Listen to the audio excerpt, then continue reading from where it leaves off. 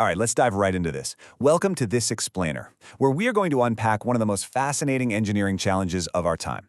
We're talking about the quest for the ultimate goal, absolute zero-emission rail travel. Look, we all know the entire transportation sector is going through a massive shift right now. But today, we're focusing on a very specific, highly ambitious piece of that puzzle.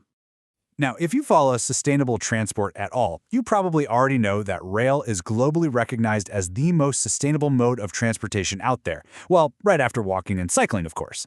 But the central mystery we are going to unravel today is this. Can the sun power our global train networks entirely? Is a 100% solar train network actually feasible, or is it just a pipe dream? Section 1. The green transport problem. So where exactly do we stand right now? When it comes to greenhouse gas emissions, rail is absolutely the undeniable good guy. When you dig into the data, emissions per passenger kilometer are up to 5 times higher in cars than they are in trains. So obviously getting more people on trains is highly efficient. But wait, if trains are already so fantastic for the environment, why are we even talking about solar? Well, here's the kicker. Worldwide, about 75% of trains are electrified, which is great. But that still leaves a full quarter of all trains globally relying on fossil fuels. And unfortunately, even those electric trains are often drawing power from a grid that uses a partially polluting energy mix. So, if we want to achieve a truly green environment, we literally have to go straight to the source of the power itself. Moving on to Section 2. How do solar trains actually work? Let's talk about harnessing the sun. Think about solar cars for a second. They really struggle because as they drive, they're constantly darting in and out of shadows, so they just can't get enough juice. Trains, on the other hand, have a massive advantage. It's a completely different ballgame. They have plenty of real estate on the roof for photovoltaic cells, and they travel on highly predictable fixed routes. So a complete solar train system essentially uses a three-pronged approach. Panels right on the roof of the train, static solar panels lined up right beside the railway tracks for quick recharging at stops, and heavy-duty battery storage so the whole operation can keep moving long after the sun goes down. Section 3. Solar trains in action. Now, what's really interesting about this next part is seeing how this is playing out across the globe. Because the momentum here is truly global. 2017 was a huge breakout year with major milestones hitting in both Australia and India. Then we saw further developments pop up in the UK in 2019 and continued innovation back in India by 2020. Let's actually break down a few of these fascinating case studies. Let's start down in New South Wales, Australia. In 2017, they introduced the world's first fully solar-operated train. But here's the fun part. They didn't build some sleek, futuristic bullet train. Nope. They actually took a 70-year-old train and renovated it by plastering solar panels on the roof, which supplies about 6.6 kilowatts of power. It runs on a short 3-kilometer track near the Byron Resort, and honestly, if you ever want to ride it, you better not be in a rush.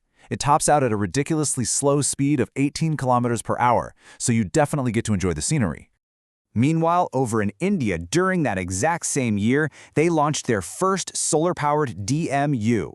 That stands for Diesel Electrical Multiple Unit Train, running from the national capital to Haryana. Now, this is on a much larger scale than that little resort train in Australia. We're talking 6 coaches, and they managed to fit 16 solar panels per coach, with each panel producing around 300 watts peak. And India definitely isn't stopping there. Indian Railways laid out some incredibly ambitious long-term sustainability objectives.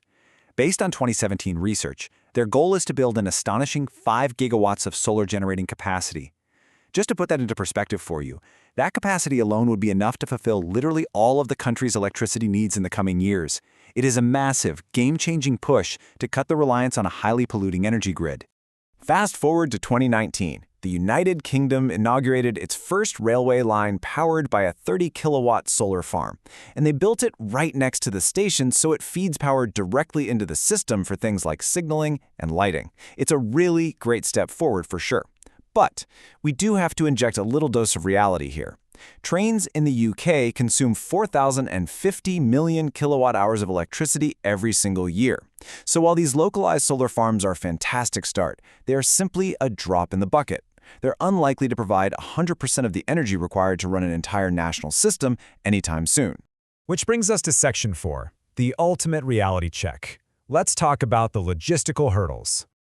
Those very real limitations we just saw in the UK force us to ask the ultimate question. Can modern, full-scale, high-speed passenger trains truly be powered completely, 100% by solar energy? Because remember, a train doesn't entirely touch the rails, and it is a staggeringly massive structure. Pushing that much weight at high speeds requires a tremendous amount of energy. When you sit down and actually break out the raw mathematics, the numbers are absolutely jaw-dropping. A high-speed passenger train uses roughly 0.03 kilowatt-hours per passenger per kilometer. So, for a train carrying 600 people, you're looking at 18 kilowatt-hours for every single kilometer traveled. Now let's factor in speed. At 250 kilometers per hour, that incredibly heavy train is covering 1 kilometer every 14.4 seconds. Maintaining that kind of intense momentum means the train is constantly consuming roughly 3.6 megawatts of power. And this brilliantly illustrates the core challenge we're up against. To supply enough energy for that train to run purely on electric power, you would need to erect 18,000 square meters of solar panels right next to the railway line for every single kilometer of track just to generate 200 watts per square meter. The sheer scale of the infrastructure you'd need is just immense. It's mind-bending. Which brings us to this very sobering reality check. From a pure technical standpoint, deploying that amount of infrastructure and managing its use on a highly active, busy circuit with trains running back-to-back, well, right now, operating purely solar mainline trains is, quite frankly, only a theory. But hey, that absolutely doesn't mean we're throwing in the towel. As nations and major companies push hard to cut their carbon footprints, solar manufacturing capacities are exploding to meet these exact challenges. Take Waaree Energies, for example. Founded back in 1989 in Mumbai, they now boast India's largest solar PV module manufacturing capacity at a staggering 2 gigawatts. The drive to refine this tech, to execute massive project solutions, is very real, and it is growing stronger by the day. So what's the big takeaway for us today? We've seen that the global intent is definitely there. Early prototypes in Australia and India are literally on the tracks, and the environmental need is more urgent than ever. But the raw physics of high-speed mass transit still presents a colossal wall. So I'll leave you with this to chew on. Will fully solar mainline trains remain a fascinating but impractical theory? Or is the massive manufacturing boom we're seeing right now about to deliver the exact breakthrough we need? Keep a close eye on those tracks. Thanks for joining me on this explainer, and keep learning.